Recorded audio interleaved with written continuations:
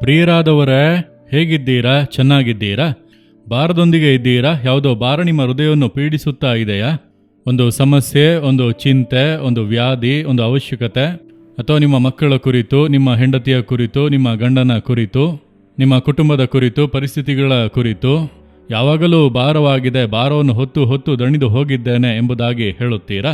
ದೇವರೇನು ಹೇಳುತ್ತಾರೆ ಗೊತ್ತಾ? ಕೀರ್ತನೆಗಳು 55:22 ವಾಕ್ಯದಲ್ಲಿ, ನಿನ್ನ ಚಿಂತಾ ಭಾರವನ್ನು ಯೆಹೋವನ ಮೇಲೆ ಹಾಕು, ಆತನು ನಿನ್ನನ್ನು ಉದ್ಧಾರ ಮಾಡುವನು. ದೇವರು ಹೇಳುತ್ತಾರೆ, ನನ್ನ ಮಗನೇ, ಮಗಳೇ, ಕರ್ತನ ಮೇಲೆ ಭಾರವನ್ನು ಹಾಕಿಬಿಡು. ನೀನ್ಯಾಕೆ ಹೊತ್ತುಕೊಂಡು ಇದ್ದೀಯಾ? ಈ ಭಾರವನ್ನು ನೀನ್ಯಾಕೆ ಹೊರುತ್ತಾ ಇದ್ದೀಯಾ? ನಿನಗೆ ನಾನಿದ್ದೇನಲ್ಲ. ಯೇಸು ಭಾರವಾದ ಶಿಲುಬೆಯನ್ನು ಹೊತ್ತು ಗೋಲ್ಗೊತಾ ಬೆಟ್ಟಕ್ಕೆ ಹತ್ತಿ ಹೋದನಲ್ಲವಾ?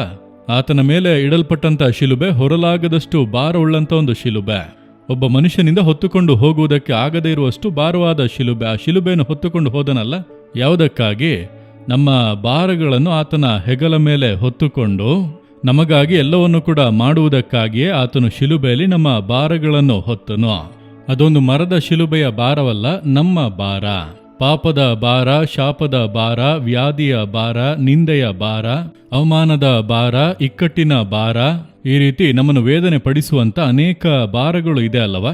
ಅದನ್ನೆಲ್ಲ ಆತನು ಶಿಲುಬೆಯಲ್ಲಿ ಹೊತ್ತನು. ಯಾಕೆ? ನಿಮಗಾಗಿ. ಮತ್ತ್ಯಾಕೆ ನೀವು ಭಾರವನ್ನು ಹೊರಬೇಕು?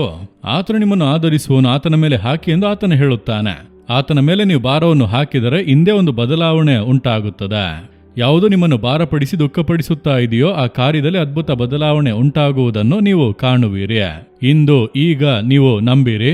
ನನಗಾಗಿಯೇ ಯೇಸು ಶಿಲುಬೆಯಲ್ಲಿ ಭಾರ ಹೊತ್ತನು, ನನ್ನ ಭಾರವನ್ನೆಲ್ಲ ಹೊತ್ತು ತೀರಿಸಿದ್ದಾನೆ, ಇನ್ನು ನಾನು ಹೊರುವಂತ ಅವಶ್ಯಕತೆ ಇಲ್ಲ ಎಂಬುದಾಗಿ ನೀವು ಅರ್ಪಿಸಿ ನೋಡಿರಿ.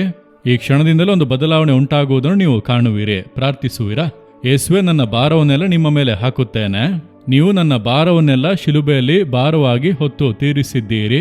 ಇನ್ನು ಈ ಭಾರವನ್ನು ನಾನು ಹೊರುವುದಕ್ಕೆ ಬಯಸುವುದಿಲ್ಲ, ನಿಮ್ಮ ಪಾದಗಳಲ್ಲಿ ಹಾಕಿಬಿಡುತ್ತೇನೆ. ನೀವು ನನ್ನನ್ನು ಆಧರಿಸುವ ದೇವರು, ಹಿಂದೆ ಭಾರಗಳನ್ನು ನೀಗಿಸಿ ಅದ್ಭುತ ಮಾಡುವಂತ ನಿಮ್ಮ ಪ್ರೀತಿಗಾಗಿ ಸ್ತೋತ್ರ.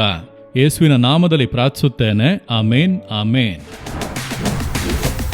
Jesus redeem Kannada YouTube channel ಅನ್ನು ಸಬ್ಸ್ಕ್ರೈಬ್ ಮಾಡಿ. ಸಬ್ಸ್ಕ್ರೈಬ್ ಬಟನ್ ಕ್ಲಿಕ್ ಮಾಡಿ ಮತ್ತು ಬೆಲ್ ಬಟನ್ ಒತ್ತಿ. ಅನುದಿನ ಕಾರ್ಯಕ್ರಮದ ಮಾಹಿತಿ ಪಡೆಯಿರಿ.